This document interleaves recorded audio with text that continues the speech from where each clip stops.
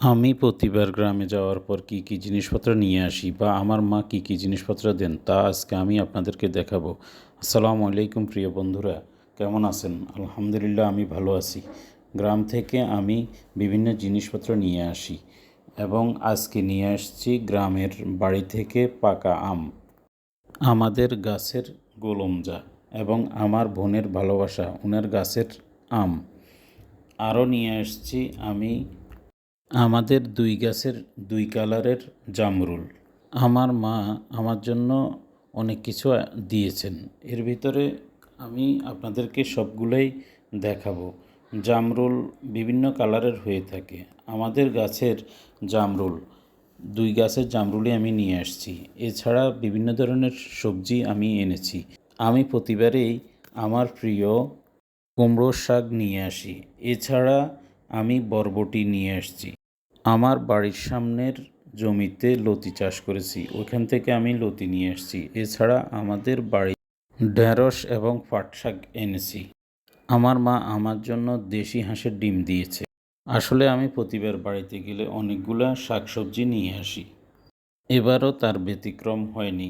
এই সবজিটির নাম কি বা এই শাকটির নাম কি আপনারা হয়তো জানেন। আমাদের দেশে এই সবজিটির নাম হচ্ছে মলিসার শাক। এক এক দেশে এক এক ধরনের নামে ডাকা হয়। বস্তায় করে বিভিন্ন জিনিসপত্র আনার সময় পাকা আমগুলো আমি আলাদা করে এনেছি যাতে নষ্ট না হয়। তাছাড়া আমের আচার করার জন্য আমি কাঁচা আমগুলোকেও আলাদাভাবে এনেছি।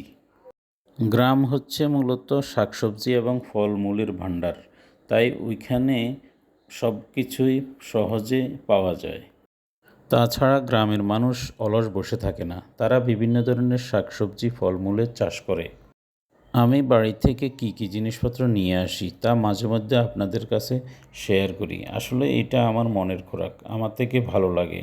মায়ের ভালোবাসা যে অফুরন্ত তা সবসময় আমি প্রকাশ করতে চাই, অন্যরা যাতে মোটিভেট হয়।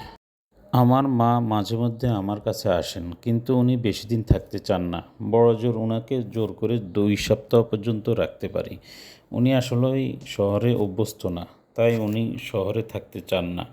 যাই হোক, আমি চেষ্টা করি আমার মাকে আমার কাছে রাখার জন্য।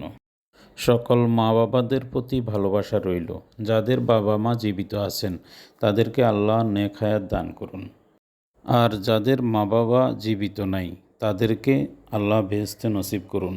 আজ এই পর্যন্তই। অন্য দিন অন্য সময়ে যে কোনোভাবে আমি আপনাদের সামনে হাজির হব। সেই পর্যন্ত সবাই ভালো থাকবেন আর আমার জন্য দোয়া করবেন। আমার ভিডিওটি যদি আপনাদের ভালো লাগে তাহলে লাইক কমেন্টস করবেন, আমাকে উৎসাহিত করবেন যাতে আমি আরও নতুন নতুন ভিডিও নিয়ে আপনাদের সামনে হাজির হতে পারি। কারণ এই ধরনের ভিডিওগুলো আমি মনে করি মোটিভেশনাল। সবাই উজ্জীবিত হতে পারে, গ্রামের মানুষের প্রতি ভালোবাসা রাখতে পারে। তাই আজকে এ পর্যন্তই। সবাই ভালো থাকবেন। আসসালামু আলাইকুম।